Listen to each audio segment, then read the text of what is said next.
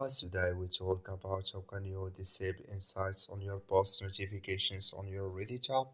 So you just follow these ways and it's going to work with you.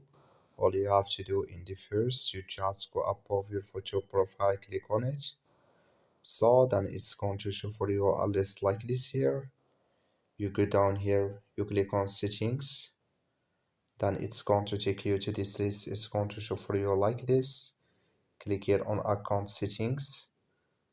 So then it's going to take you to this list. You go down until you found manage notifications, click on it. Then you go down here until you found here insights on your post, just click on it. So then you click here on all on. So just click on all on here. Then automatically here it's going to enable with your insights on your post notifications. That's all. Thank you for watching. Don't forget to support us by liking